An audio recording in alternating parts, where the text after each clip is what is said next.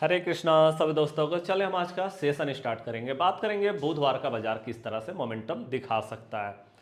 तो अगर हम बुधवार की बाजार की बात करें, सबसे पहले हमें मंडे का बाजार को देखना होगा। मंडे का बाजार आप जानते हैं पूरी तरह से एकदम से शार्प गिरावट देखने को मिला।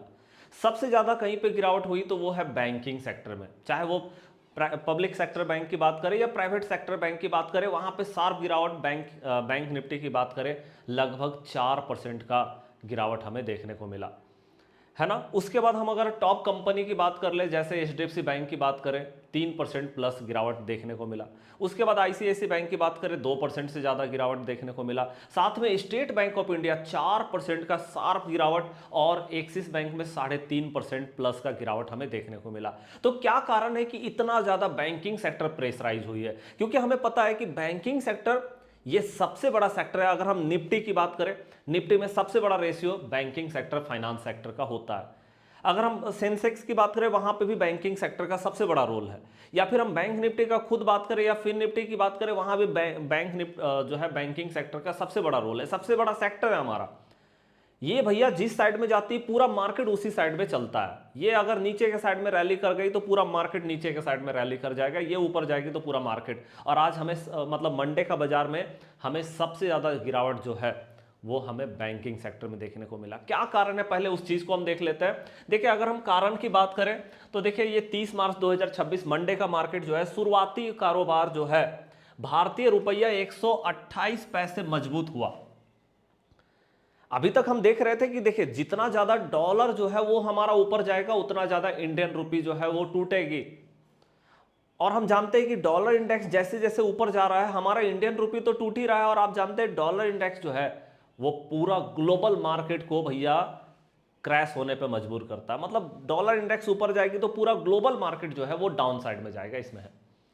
ओके, तो हम देख रहे हैं यहाँ पे कि आज जो है जैसे ही सुबह मार्केट ओपन हुई 30 मार्च को, वहां पे हमें 128 पैसा जो है मजबूत होता हुआ नजर आया।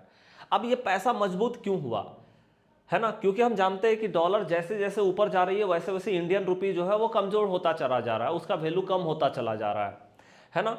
लेकिन हमें यहाँ पे 128 पैसा जो है मजबूत होता हुआ नजर आया, इसलिए क्योंकि इसका जो कारण है वो है reserve bank of India. RBI ने जो है एक अनाउंसमेंट दिया। क्या अनाउंसमेंट दिया आरबीआई ने? आरबीआई ने बोला भैया कि आप 10 अप्रैल से पहले, मतलब 10 अप्रैल तक जितनी भी हमारी इंडियन बैंक है ना, वो चाहे पब्लिक सेक्टर बैंक हो या प्राइवेट सेक्टर बैंक हो, जितनी भी बैंक है, आप जानते हैं कोई भी बैंकिंग सेक्टर जो है वो क्या करती है, वो डॉलर में अपना इन्वेस्टमेंट करती है, डॉलर को खरीदती है भाई। तो इन्होंने बोला आरबीआई ने कि भैया डॉलर जो आपने खरीद रखा है ना, उसको 100 मिलियन डॉलर तक ही आप खरीद सकते हैं, बस, उससे ज्यादा नहीं। एक लिमिट लगा दिया कि 100 मिलियन डॉलर से ऊपर नहीं भाई। क्योंकि आप जानते हैं कि डॉलर इंडेक्स अभी बहुत ज्यादा ऊपर जा रहा है, तो सट्टेबाजी भी कहीं ना कहीं हो रही है, स्पेकुलेशन हो रहा है, उसको भी रोकना है। और दूसरा सबसे बड़ा जो कारण है यहाँ पे आरबीआई का अनाउंसमेंट का, वो कारण है रुपया को थोड़ा मजबूती देना। क्योंकि आप जानते हैं अगर हमारे इंडियन बैंक में जितनी भी बैंक है, अगर वो डॉलर इंडेक्स को कम खरीदेंगे तो डॉलर इंडेक्स का डिमांड कम होगा मार्केट में, और जब डिमांड कम होगी तो क्या होगा, डॉलर इंडेक्स का प्राइस जो है वो डाउन आएगा। और जब डॉलर इंडेक्स डाउन आएगा तो हमारा इंडियन रुपी जो है वो थोड़ा मजबूती होगी वहां पे।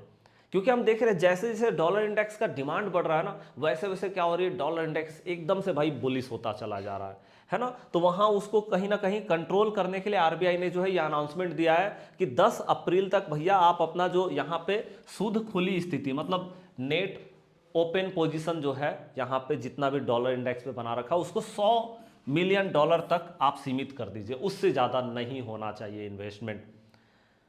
अब देखो, ये जो अनाउंसमेंट है इसके कारण बैंकिंग सेक्टर में प्रेशर देखने को मिला। 10 अप्रैल तक भैया टाइम दे दिया गया है कि 10 अप्रैल तक आप अपना ये जो है 100 मिलियन डॉलर तक कर लीजिए। आपने अगर इससे कम इन्वेस्टमेंट कर रखा अच्छी बात, इससे ज़्यादा कर रखा है तो आप उसको कम कर लीजिए, जिसके कारण बैंकिंग सेक्टर में प्रेशर देखने को मिला और एकदम से शार्प गिरावट हमें बैंकिंग सेक्टर में देखने को मिला है।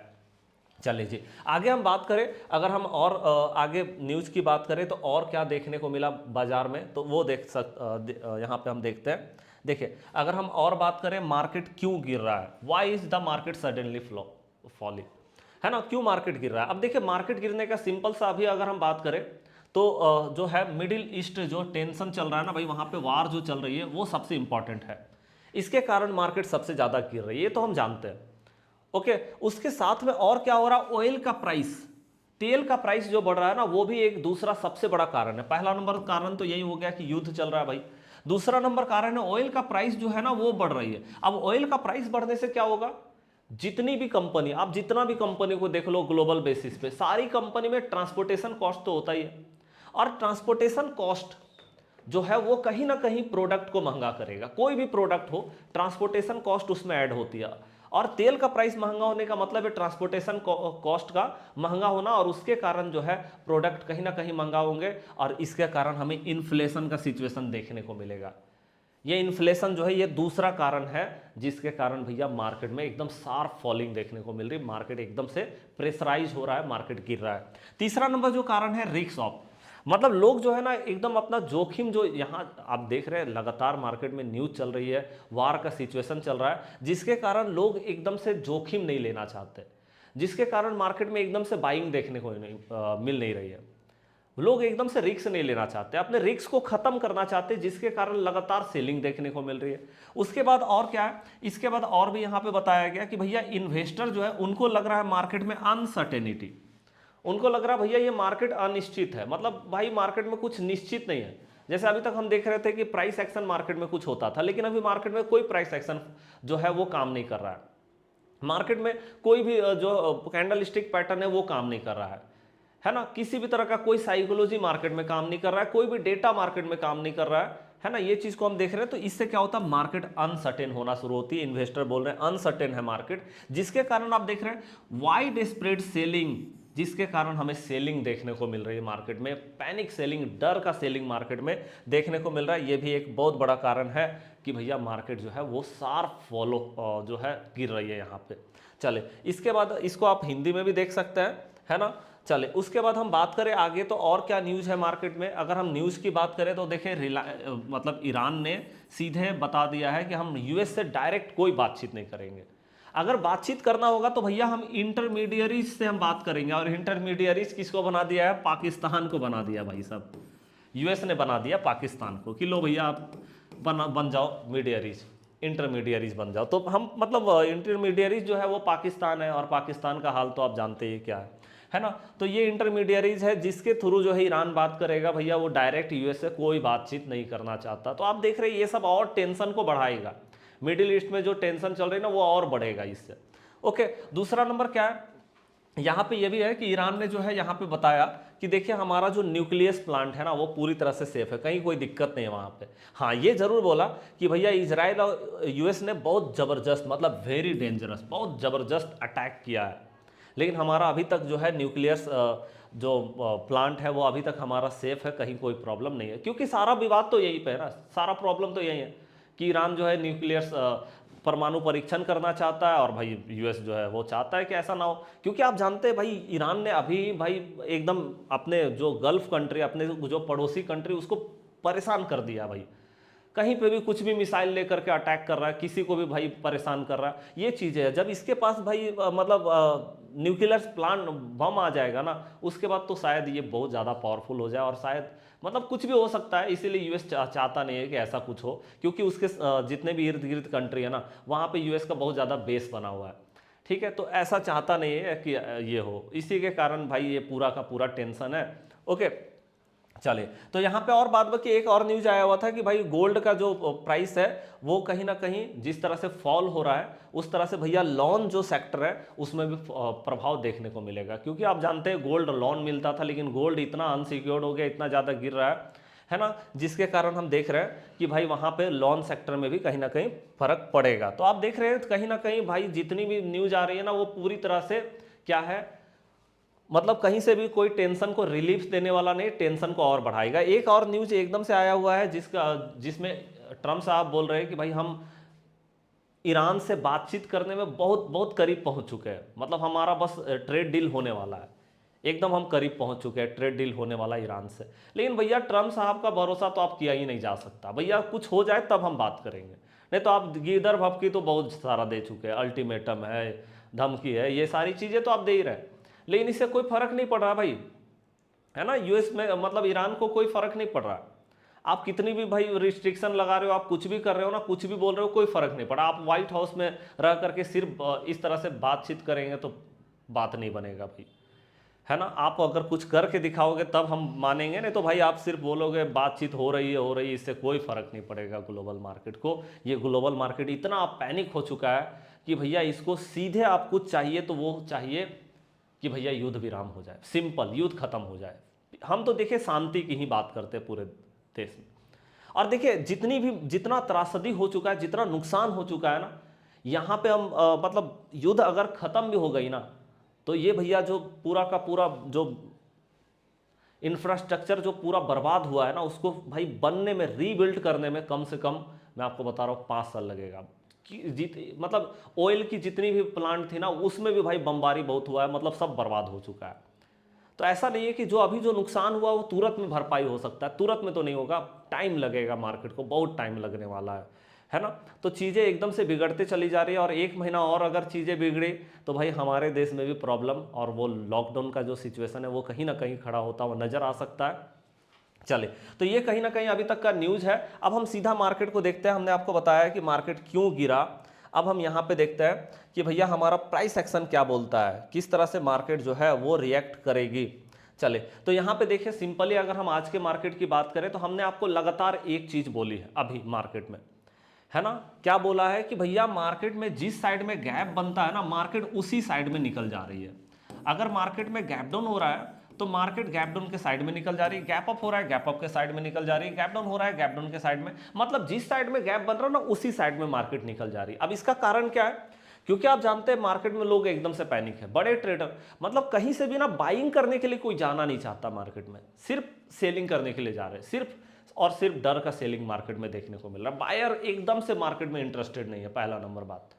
ओके, अब देखो यहाँ पे क्या होता है, जैसे मान लो मार्केट क्लोज हो गया। अब मार्केट क्लोज होने के बाद क्या होता है ना, एकदम से जो बड़े ट्रेडर है ना वो उम्मीद लगाते हैं मार्केट से कि भैया कुछ तो निष्कर्ष निकलेगा, क्योंकि हमारा मार्केट 3:30 में क्लोज हो जाती है, लेकिन उसके बाद यूएस मार्केट ओपन होता है ना, तो वहाँ पे लगता है कि भाई कुछ तो बातचीत होगा, कुछ तो निष्कर्ष निकलेगा। और जब एकदम से सुबह में देखते हैं कि भाई कोई निष्कर्ष नहीं आया, तो हम क्या देखते हैं कि एकदम से सेलिंग करना शुरू, है ना। क्या होता है कि फर्स्ट में ही मार्केट सीधे गैप डाउन या तो हो जाता है, और अगर मार्केट फ्लैट भी ओपन हुआ, देखिए दोनों सिचुएशन, मार्केट फ्लैट भी ओपन नहीं हुई इसका मतलब है कि कोई बातचीत हुआ नहीं, मार्केट गिरेगा। और अगर मार्केट गैप डाउन भी हुआ तो भी यहाँ पे हम देखते हैं कि भाई यहाँ पे भी मार्केट जो है वो गिरेगा, इसमें कोई डाउट नहीं, क्योंकि दोनों सिचुएशन में ट्रेडर को पता चल चुका है कि कोई बातचीत नहीं निकला, मतलब मार्केट पैनिक करेगी, तो एकदम से जो है पैनिक सेलिंग होना स्टार्ट हो जाता है। हाँ, इसमें एक चीज बहुत इंपॉर्टेंट है कि हमें पहला 15 मिनट को देखना होता है, क्योंकि हम पहला 15 मिनट में देखते हैं बहुत ज्यादा हाई वॉलेटिलिटी होती है। पहला 15 मिनट किसी भी सपोर्ट को, किसी भी रेसिस्टेंस को, किसी भी गैप को फील कर सकता है। तो पहला 15 मिनट इतना हाई वॉलेटिलिटी के साथ में होती है, तो हम पहला 15 मिनट जरूर इंतजार करते हैं इस साइकोलॉजी पे भी।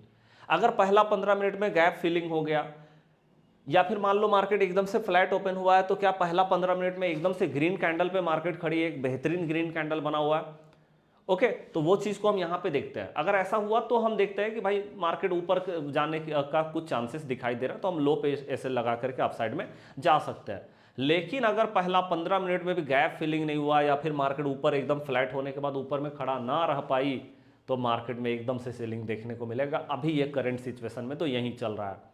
हाँ, एक चीज जरूर है कि अगर मार्केट गैप अप होता है तो गैप अप के साथ में मार्केट ऊपर जाने का चांसेस है, लेकिन यहां पे भी हम पहला 15 मिनट को जरूर देखते हैं, क्योंकि पहला 15 मिनट में हाई वॉलेटिलिटी होती है, गैप फिल होने का चांसेस रहता है। अगर गैप फिल नहीं हुआ तो फिर मार्केट यहां से अपसाइड में जा सकती है, ठीक है। एक्चुअल में यही सिचुएशन जो है मार्केट में चल रहा है। अब देखिए यहाँ पे हमने आपको हमेशा बता रखा है कि भैया सपोर्ट रेसिस्टेंस, देखिए मार्केट में अभी एक तो गैप का साइकोलॉजी आपको बता दिया कि मार्केट ओपन होती है गैप अप या गैप डाउन, उसका फ्लैट ओपन होती है उसका भी बता दिया। साथ में हमने आपको एक सेटअप बता रखा है, हमेशा ध्यान रखिए ये सेटअप जब से मार्केट में युद्ध स्टार्ट हुआ 1 महीना से ज़्यादा हो रहा है, और हमने हमेशा इस सेटअप में बेहतरीन पोजीशन बनाया है। 15 मिनट में भैया एक डोजी टाइप कैंडल बना, उसका लो टूटा तो लो के साइड में मार्केट नीचे जाएगा, हाई टूटेगा तो हाई के साथ में अप साइड में जाएगा। लेकिन देखिए कभी भी मैं आपको हमेशा बोलता हूं कि भैया सेटअप हमेशा जो है कभी भी 100% नहीं हो सकता है, कोई भी सेटअप 100% नहीं काम कर सकता। ये 80% 70% ऐसा ही इसका जो है एक्यूरेसी होता है। ओके, तो हमें क्या करना है, हमें कंसिस्टेंसी काम करना है, बस कंसिस्टेंसी रहना है। इसलिए मैं हमेशा बात करता हूं कि SL is part of market. अगर हमने एसएल को एक्सेप्ट नहीं किया ना, तो ये बात आप समझ लीजिए कि भैया फिर तो प्रॉब्लम है। अगर हमने एसएल को एक्सेप्ट नहीं किया ना, तो ये प्रॉब्लम है। और क्या होता है ना, हमारा कोई भी सेटअप 15 से 20 दिन अच्छा काम कर गया, एक दिन भी स्टॉप लॉस लगता है ना, तो हम क्या करते हैं, हम उसी सेटअप को एकदम से छोड़ देते हैं और यहीं पे हम फंस जाते हैं, क्योंकि हम सोचते हैं 100% हमें कोई सेटअप मिलेगा ना। 100% सेटअप कोई नहीं मिलेगा। लेकिन हमने वेल टेस्टेड किया है भैया, हमने जब से हमारा युद्ध स्टार्ट हुआ तब से हमने देखा, या बजट के सेशन में भी देखा, लगातार इस सेटअप पे बेहतर मोमेंटम देखने को मिला। आज भी बैंकिंग सेक्टर में यही हुआ। जैसे देखो, अगर हम आज के मार्केट की बात करें तो आप देख रहे हो, पहला तो डोजी टाइप कैंडल बना, उसका हाई टूटा, हमने अप साइड के लिए देखा मार्केट को। लेकिन मैंने आपको बता रखा है कि कभी भी निगेटिव जो है पोजीशन बनेगा मार्केट में, बस आप अगर मान लो हमने कॉल बाई कर रखा है और हम देख रहे हैं निगेटिव जो है वो मेरा प्राइस एक्शन बन गया, मतलब सेटअप बन गया हमारा निगेटिव साइड में, तो हमें क्या करना होगा, कॉल को काटना होगा। अब हमारा यहाँ पे कॉल बना और उसके बाद अगर आप देखोगे यहाँ पे बैंकिंग सेक्टर को, तो बैंक निफ्टी में क्या हुआ, बैंक निफ्टी में आप देखिए, बैंक निफ्टी में हमारा जो है सिंपली आप देखो, यहाँ पे डोजी टाइप कैंडल बना और उसका लो टूट गया। अब यहाँ जैसे ही लो टूटा तो हमको पता है कि भैया अगर हमने चाहे निफ्टी में कॉल बाई कर रखा हो, या फिर निफ्टी में बाई कर रखा हो, या बैंक निफ्टी में ही बाई कर रखा हो, किसी में भी बाई कर रखा हो, हमको कॉल को काटना पड़ेगा। यही सबसे बेहतरीन सिस्टम है मार्केट में काम करने का, कि हमको कॉल काटना होगा और यहाँ से हम एंट्री बनाएंगे पुट बाई करने के लिए। और आप देख सकते हैं क्या शार्प मोमेंटम देखने को मिला है। ये जो मोमेंटम था, ये था सबसे बड़ा हीरो जीरो आज का मार्केट का। ओके, तो ये चीज को मैं आपको थोड़ा बता रहा हूं कि किस तरह से काम करना। मतलब आप एक जो पेज है उसी में आप 3 चार्ट लगा लीजिए, कम से कम 3 चार्ट हमेशा लगा करके रखिए, निफ्टी का, बैंक निफ्टी का, फिर निफ्टी का, और लगातार आप मॉनिटर कीजिए। बैंक जैसे निफ्टी 50 में हमारा कॉल का पोजीशन बना, उसके बाद हमने देखा बैंक निफ्टी में पुट का पोजीशन बना, मीन्स हमको कॉल को वहां पे काटना है, उसके बाद हमको पुट में एंट्री बनाना, चाहे वो बैंक निफ्टी में बनाओ, फिर निफ्टी में बनाओ, निफ्टी में बनाओ, या सेंसेक्स में आप बनाओ। निफ्टी जैसे चलता है सेंसेक्स में हमारा वैसे ही चलता है। ओके, तो आप वहां पे देख लो, तो ये सबसे बेहतरीन होता है। मतलब सेटअप पे हमेशा हमको मोमेंटम मिलेगा, इसमें कोई डाउट नहीं है, लेकिन हमें बिल्कुल सही से यूज मार्केट में करना होगा। अच्छा, उसके बाद हम बात करें यहाँ पे सपोर्ट और रेसिस्टेंस का। मैंने आपको लगातार बताया सपोर्ट और रेसिस्टेंस बहुत इंपॉर्टेंट है मार्केट में, और ये मैंने आपको बताया है कि कैसे आपको मार्क करना है। 12 मंथ के टाइम फ्रेम में आपको हाई लो मार्क करना है, 6 मंथ के टाइम फ्रेम में हाई लो मार्क करना है, 3 मंथ के टाइम फ्रेम, 1 मंथ, 1 वीक और 1 दिन के टाइम फ्रेम में। अब देखो, जबकि हमारा 30 मार्च खत्म हो चुका है, 31 मार्च को मार्केट क्लोज है, आप देख रहे हैं, मतलब अब सीधा मार्केट अप्रैल में स्टार्ट होगी। तो क्या मेरा 12 महीना खत्म हुआ? क्योंकि 12 महीना खत्म होगा तो फिर से हम नया कैंडल जो बना है 12 महीना का, उसका हम हाई लो मार्क करेंगे। 12 महीना कब खत्म होता है? दिसंबर में। नहीं खत्म हुआ है। उसके बाद हम 6 मंथ की बात करें, 6 महीना हमारा खत्म हुआ है, तो आप देख रहे हैं नहीं भैया 6 महीना हमारा अभी खत्म नहीं हुआ है, क्योंकि 6 महीना खत्म होता है 30 जून को या तो 31 दिसंबर को, तो वो अभी खत्म नहीं हुआ। उसके बाद आप देखो तो क्या 3 महीना खत्म हो गया? हाँ जी, 3 महीना खत्म हो गया, क्योंकि 3 महीना क्या होता है? जनवरी से मार्च, अप्रैल से जून, है ना, जुलाई से सितंबर, मतलब जुलाई से सितंबर, अक्टूबर से दिसंबर, तो यही चीज़ है। तो 3 महीना हमारा खत्म हो चुका है, तो क्या 3 महीना में अब हमको हाई लो को मार्क करना पड़ेगा? हाँ जी बिल्कुल, 3 महीना के टाइम फ्रेम में। अब यहाँ देखो, यहाँ पे क्या करना, अभी तक हमारा जो 3 महीना का कैंडल था ये वाला था, तो हमने इसका हाई लो मार्क कर रखा था, लेकिन अब हम देख रहे हैं 3 महीना का कैंडल हमारा बन चुका है, और आप देख रहे हैं यहाँ पे 3 महीना का कैंडल का हाई लो ये वाला, मतलब ये कैंडल है, हमने इसका हाई लो मार्क कर दिया, आप भी मार्क कर लेना, है ना। ओके, तो आप समझ रहे हैं इस चीज को। ओके, उसके बाद हम बात करें 1 मंथ का टाइम फ्रेम, है ना। तो 1 मंथ का टाइम फ्रेम में क्या हुआ है? 1 मंथ का टाइम फ्रेम में भी हमारा मार्च का महीना खत्म हो गया। तो पहले हमने फरवरी का हाई लो मार्क किया था, अब हम मार्च का हाई लो हमने मार्क कर दिया, मतलब मैंने मार्क कर दिया, आप भी मार्क कर लेना। ओके, तो यहाँ पे हमारा मार्क हो चुका है। उसके बाद आप जानते हैं 1 वीक का टाइम फ्रेम, क्या 1 सप्ताह खत्म हो गया? तो भैया अभी तो मंडे ही खत्म हुआ है, अभी 1 सप्ताह खत्म नहीं हुआ, तो सप्ताह के टाइम फ्रेम में तो हमारा पिछला सप्ताह अभी चल रहा है। उसके बाद 1 डे का टाइम फ्रेम में आप जानते हैं रेगुलर हमको इसको चेंज करना है, रेगुलर हम सपोर्ट रेसिस्टेंस को चेक करेंगे। तो ये देखो हमारा ये आज का कैंडल मतलब फाइनली बन चुका है, तो इसका हमने हाई और इसका लो मैंने मार्क कर दिया है, ठीक है, आप भी मार्क कर लीजिएगा। चलिए, तो ये हो गया हमारा। उसके बाद आप 15 मिनट का टाइम फ्रेम में आकर के देखो, अभी सबसे बेहतरीन मैंने आपको गैप का साइकोलॉजी बताया, दूसरा नंबर में मैंने आपको क्या बताया कि भैया डोजी टाइप कैंडल बहुत बेहतरीन तरीके से काम कर रहा, तीसरा नंबर जो है वो है सपोर्ट और रेसिस्टेंस।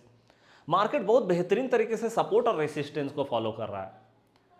तो आपको पता है कि जहां मार्केट खड़ा है उसके ऊपर जितना लाइन है वो सब रेसिस्टेंस है, और जहां मार्केट खड़ा है उसके नीचे जितना लाइन है वो सब मेरा सपोर्ट है। तो आप देख रहे हैं यहाँ पे अगर हम करेंटली रेसिस्टेंस की बात करें तो रेसिस्टेंस जो है वो 22,456 में मिलेगा। और कहाँ पे रेसिस्टेंस मिलेगा, तो रेसिस्टेंस हमको जो मिलेगा 22,721 पे मिलेगा। मतलब जब तक भैया इसके ऊपर ग्रीन कैंडल नहीं बनेगा, अगर ग्रीन कैंडल बना तो यहाँ तक का मोमेंटम साफ है, और यहाँ से ग्रीन कैंडल बना तो अपसाइड में। मतलब अभी एकदम से ग्रीन कैंडल बना और बस उसी साइड में मार्केट निकल जाएगी। अभी बहुत ज़्यादा कुछ आपको सेटअप देखने की जरूरत नहीं, क्योंकि मार्केट में बहुत ज़्यादा ट्रैपिंग नहीं है। न्यूज़ बेस्ड जब मार्केट चलती है ना, मार्केट में बहुत ज़्यादा ट्रैपिंग नहीं होता है। ओके, ये चीज़ हो गया। और अगर हम सपोर्ट की बात करें तो क्या है, 22,305 और 22,283, ये हमारा सपोर्ट। मतलब जहां सपोर्ट के नीचे एक रेड कैंडल भी बना, मार्केट एकदम से पैनिक हो जाएगी। और पैनिक अगर हुई मार्केट यहां से, तो यहां से आप देखो 21,748 का लेवल एकदम से दिखाई दे रहा है ना। तो मतलब मार्केट में एकदम से शार्प गिरावट जो है वो हमें देखने को मिल रहा है। आज भी आप देखो हमारा जो सपोर्ट था, आप देखो सपोर्ट कहां पे था हमारा, मैं आपको बता देता हूं। देखिए हमारा जो सपोर्ट था ना आज, वो यहीं पे था। देखिए यहीं वाला हमारा सपोर्ट था, जो अभी रेसिस्टेंस बन चुका है ना 22,456 पे, यही मेरा सपोर्ट था एक्चुअली में। आपको याद होगा सुबह में मैंने आपको बता रखा था, है ना। तो ये मेरा सपोर्ट था एक्चुअली में। और ये सपोर्ट के नीचे जैसे ही रेड कैंडल यहाँ पे बनता और यहाँ से जो यहाँ तक का मोमेंटम आया, ये था सबसे बड़ा हीरो जीरो। मंथली एक्सपायरी पे सबसे बड़ा हीरो जीरो यहीं पे लगा है। मतलब आप देख रहे हैं सपोर्ट जैसे टूटा, मार्केट एकदम से स्पीड में नीचे निकलना शुरू किया, और यही सबसे बड़ा हीरो जीरो। मतलब 200 पॉइंट का मोमेंटम निफ्टी 50 में सिर्फ हो गया है यहाँ पे, 200 प्लस पॉइंट का मोमेंटम। आप समझ सकते हैं क्या बेहतरीन तरीके से मार्केट ने यहाँ पे हीरो जीरो लगाया। तो सपोर्ट रेसिस्टेंस बहुत इंपॉर्टेंट है। मतलब इसके नीचे जहां मार्केट गिरी, बस मार्केट एकदम से पैनिक हो जाएगी। तो पहला नंबर तो ये हो गया कि अगर फ्लैट ओपन होती है तो इसके नीचे रेड कैंडल का वेट कीजिए, और अगर इधर ग्रीन कैंडल बनता है तो आप यहाँ पे जा सकते हैं। लेकिन ऊपर के साइड में मार्केट बहुत रिस्की है, सामने में एकदम स्टॉप लॉस लगा के चलना है आपको। ओके, और अगर यहां से रेड कैंडल बनता है एकदम से मार्केट गिरेगी। दूसरा नंबर क्या है, गैप डाउन हुआ तो क्या होगा। गैप डाउन के साथ में तो आपको बता ही दिया कि गैप डाउन हुआ तो गया मार्केट फिर नीचे, फिर उठना बहुत मुश्किल है। पहला 15 मिनट में अगर उठ गया तो ठीक है, नहीं उठा तो मतलब गैप फिल हो गया तो ठीक है, नहीं उठ हुआ तो भैया फिर दिन भर में मार्केट गैप फिल नहीं कर पाएगा। ठीक है, तो ये सपोर्ट रेसिस्टेंस पे एकदम आपको काम करना है ना। न्यूज़ मैंने आपको बता ही दिया। और देखो ये सपोर्ट रेसिस्टेंस सिर्फ निफ्टी में ही नहीं, बैंक निफ्टी में मार्क कीजिए, फिन निफ्टी में मार्क कीजिए, साथ में आप यूएस मार्केट में भी जा करके मार्क कीजिए। US 30 पे मार्क कीजिए। उसके बाद आप जो है ADR, मैंने आपको बता रखा है ADR सबसे इंपॉर्टेंट है। ADR को हमेशा मॉनिटर कीजिए, मैंने आपको ADR बता रखा है, ADR को जरूर मॉनिटर कीजिए, ये बहुत इंपॉर्टेंट है। अमेरिकन डिपॉजिटरी रिसिप्ट, जहाँ पे हमारा 4 कंपनी है टोटल, आप जानते हैं, मैं आपको सीधे यहीं पे दिखा देता हूँ, है ना। तो ये आप जानते हैं कि 4 कंपनी हमारा जो है यहाँ पे एकदम से लिस्टेड है, और उस कंपनी को आपको मार्क, मतलब उस कंपनी को आपको जो है यहाँ पे देखना होगा, ये 4 कंपनी है ना। देखिए मैंने आपको पहले भी बताया कि देखिए कभी ऐसा होता है 100% कभी भी कोई काम नहीं करता। मैंने आपको बता रखा है कि पहले यूएस मार्केट में अगर ये 4 कंपनी में गिरावट आ गया तो हमारा मार्केट में दूसरे दिन गिरावट देखने को मिलेगा। अगर ये 4 कंपनी में, अगर यूएस मार्केट जब ओपन हुआ पिछले दिन, मतलब जैसे शाम में 7 बजे ओपन होता है, तो अगर इसमें मार्केट में बुलिशनेस देखने को मिला है तो दूसरे दिन हमारा मार्केट ऊपर जाएगा, या तो गैप अप के साथ में जाए या तो रैली के साथ में जाए, है ना। तो ये चीज़ है, लेकिन 100% नहीं होता, लेकिन ये सबसे बेहतरीन एक्यूरेसी है। अगर एक दिन स्टॉप लॉस लग भी जाए तब भी आप इसको जरूर मॉनिटर कीजिए, ये सबसे इंपॉर्टेंट है। यहाँ क्या परफॉर्म हो रहा है आपको पता चल जाएगा कल क्या मार्केट में होने वाला है। और आप इसमें जानते हैं कि डॉक्टर रेड्डी जो है फार्मा सेक्टर का सबसे बड़ा कंपनी, डॉक्टर रेड्डी को आप देख सकते हैं। इन्फोसिस की बात करें तो IT का सबसे बड़ा कंपनी, IT पता चल जाएगा क्या हो सकता है IT में। उसके बाद ये दोनों सबसे इंपॉर्टेंट, HDFC बैंक और ICICI बैंक, जो कि बैंक निफ्टी को बताएगा। निफ्टी 50 में सबसे बड़ी कंपनी ये दोनों है। या फिर हम सेंसेक्स की बात करें, उसमें सबसे बड़ी कंपनी है। तो भाई इसमें भी आपको मॉनिटर करना, ये पूरा मार्केट को बताएगा ये दोनों का परफॉर्मेंस। तो ADR को भी आप जरूर यहाँ पे मॉनिटर जरूर कीजिए। और साथ में डॉलर इंडेक्स तो आप जानते हैं निगेटिव रिलेशनशिप है, डॉलर इंडेक्स ऊपर तो पूरा मार्केट नीचे। तो सब में आप सपोर्ट रेसिस्टेंस जरूर मार्क कीजिए। और मैंने आपको जो बताया है, आपने बहुत बेहतरीन तरीके से क्लास को सुना है, तो थैंक यू उसके लिए। और लाइक करके कमेंट करके जरूर बताइए, रिएक्शन जरूर दीजिए कि कैसा लग रहा है वीडियो। आपका रिएक्शन हमारे लिए बहुत इंपॉर्टेंट होगा। हम आपके लिए बेहतर से बेहतर जो है कंटेंट ले करके आना चाहते हैं, है ना। तो आपका सपोर्ट हमारे लिए बहुत इंपॉर्टेंट होगा। चलिए अब हम मिलते हैं नेक्स्ट क्लास में, तब तक के लिए जय हिंद, जय भारत।